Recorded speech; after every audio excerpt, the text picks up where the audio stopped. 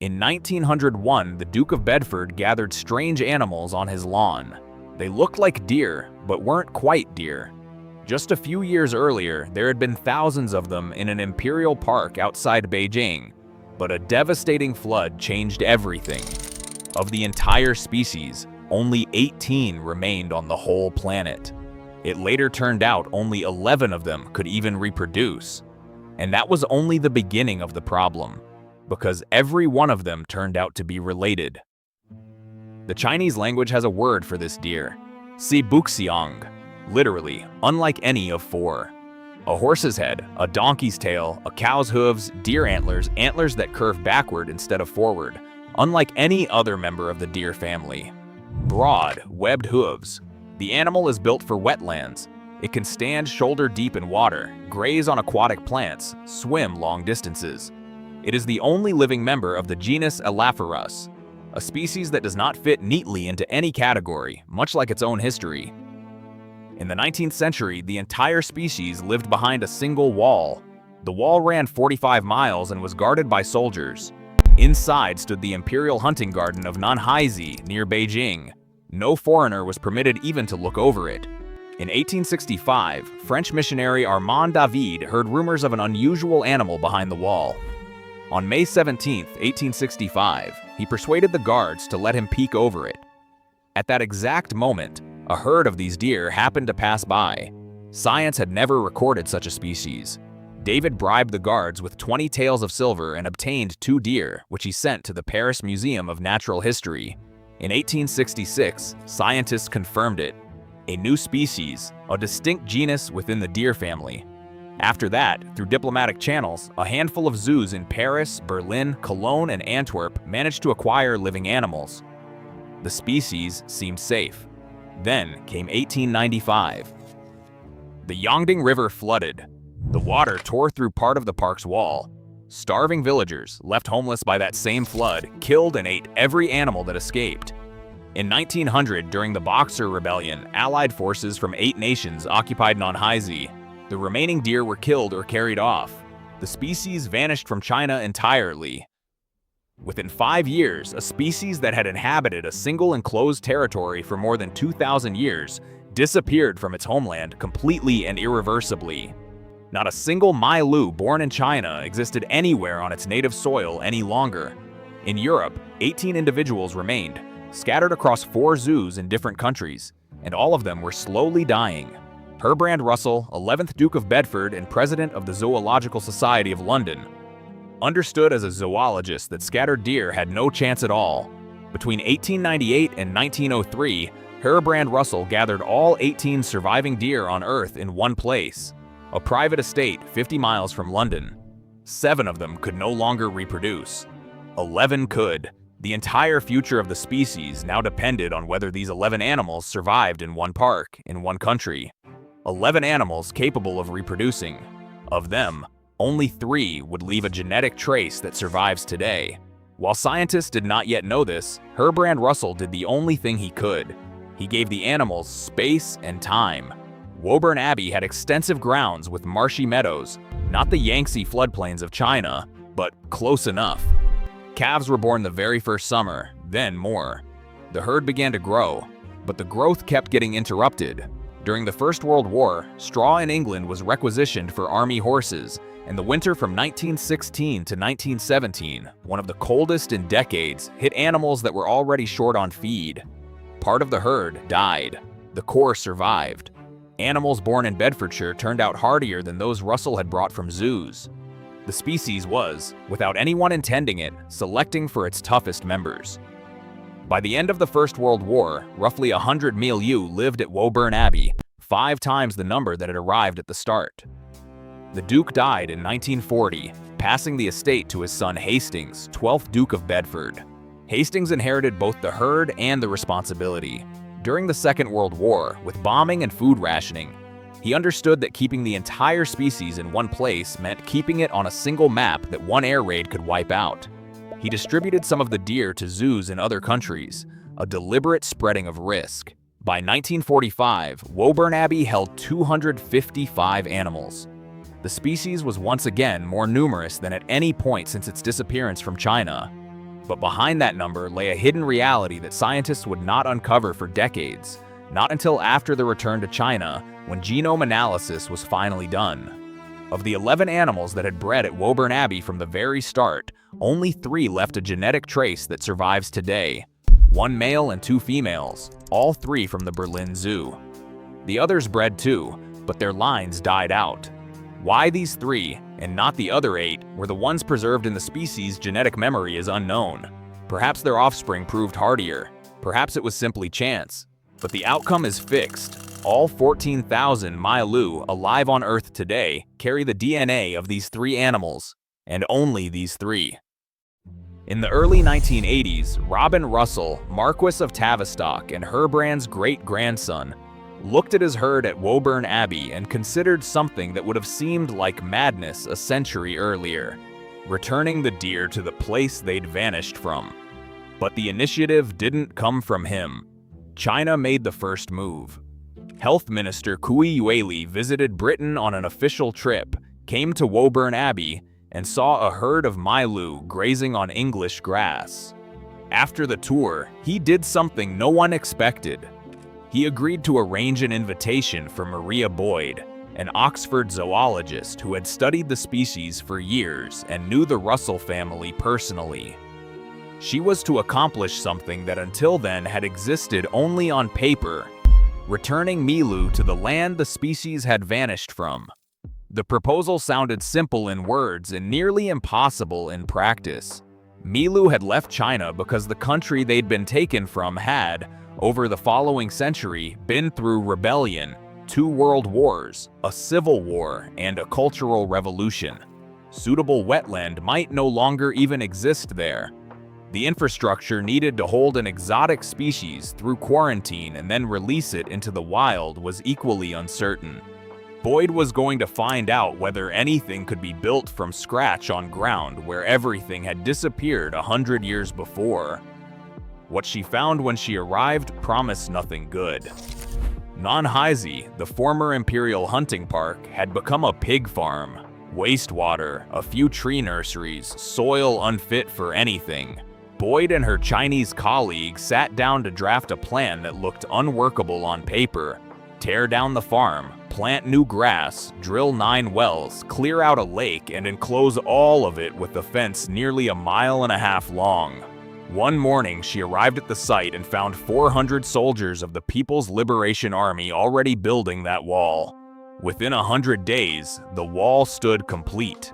On December 10, 1984, Boyd, the only foreigner in the room, appeared alongside a group of scientists for an audience in the Great Hall of the People in Beijing. The project's fate rested on one man, Vice Premier Li Peng, who personally granted approval. On February 27, 1985, the Marquess of Tavistock signed an agreement with China's Milu Reintroduction Group. A private British family and the government of Communist China had agreed to return an animal the Chinese themselves had lost a century earlier. The Marquess personally oversaw the deer through Paris and their loading onto the plane.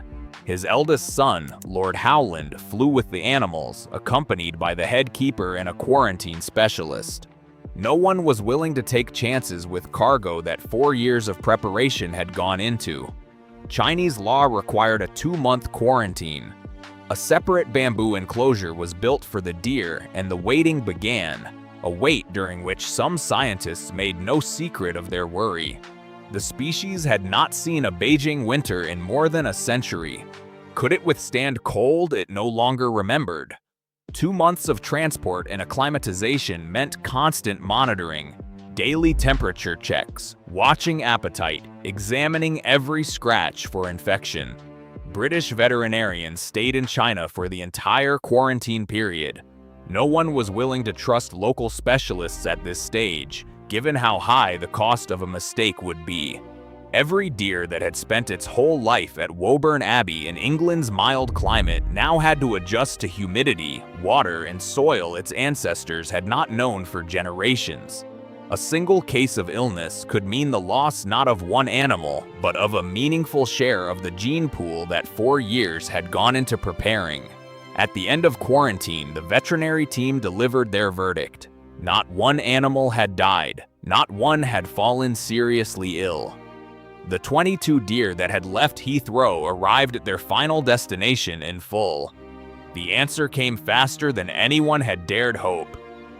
The Milu survived the winter as if they had never left it. On November 11, 1985, under a cold wind sweeping the North China Plain, the gates were opened in front of the Marquis and Chinese officials. The deer stepped onto the ground of Nanhaizi, the very park where once someone had glimpsed an animal that, officially, no longer existed. Boyd stayed in China. She never went back.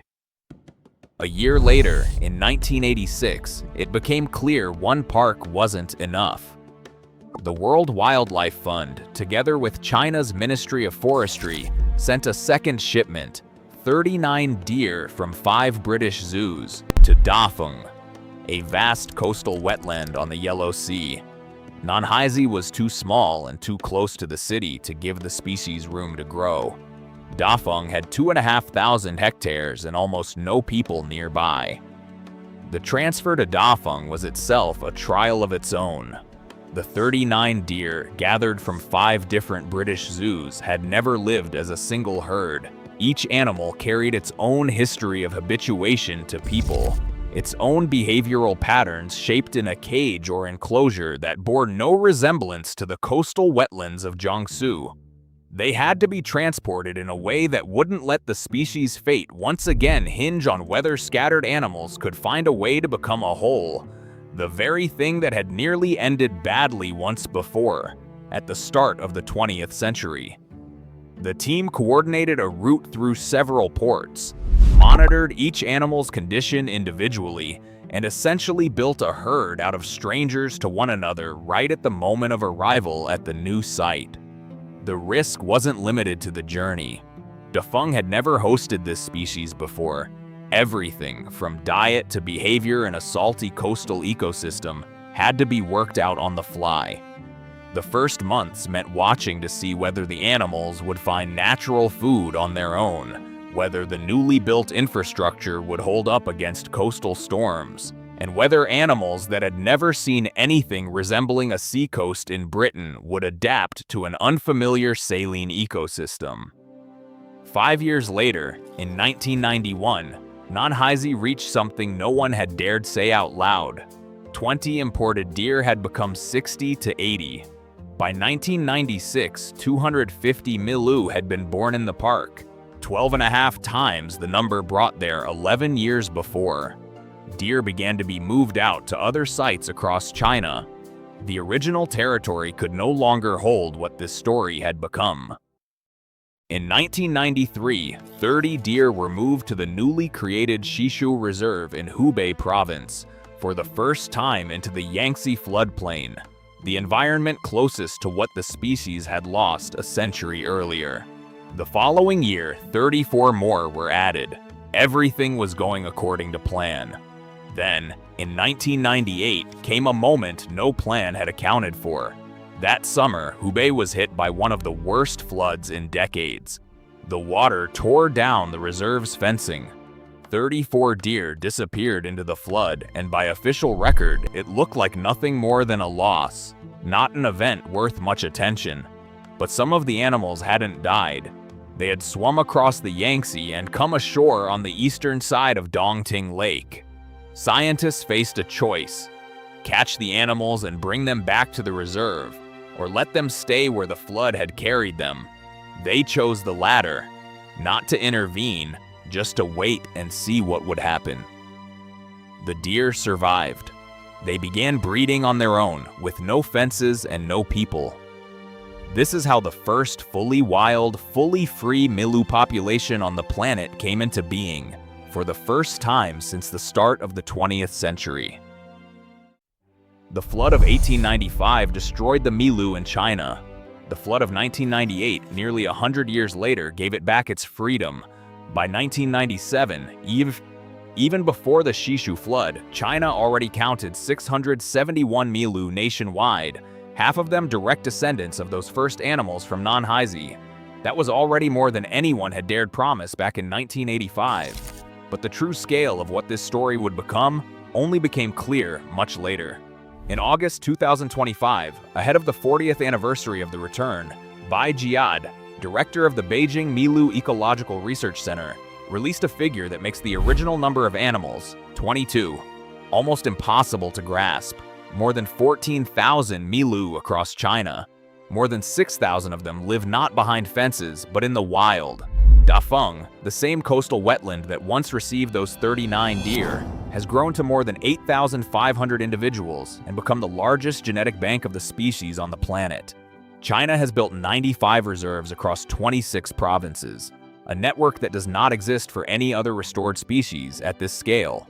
The IUCN ranks this program among the 15 most successful reintroductions out of 138 similar projects worldwide. And Elizabeth Maruma, former executive secretary of the UN Convention on Biological Diversity, called China's work with the Milu a reference model, a standard other endangered species recovery programs now look to. Behind these numbers lies a problem that hasn't been solved. The genetic material of the entire species is fixed in 3 animals, and this is already showing higher miscarriage rates, shorter lifespans, greater susceptibility to disease. Scientists have built a gene bank and set up exchange programs between reserves to reduce inbreeding, but the foundation itself can't be changed. 3 founders from the Berlin Zoo are the entire genetic bedrock the species rests on. And one more detail, the IUCN still classifies the Milu as extinct in the wild. That status hasn't been lifted and won't be until the reintroduced population proves it can sustain itself long-term without human support. What exactly counts as proof, and when it will be considered sufficient, remains an open question. Since 2005, a statue at Nanhaizi has depicted Robin Russell, Duke for just 7.5 months.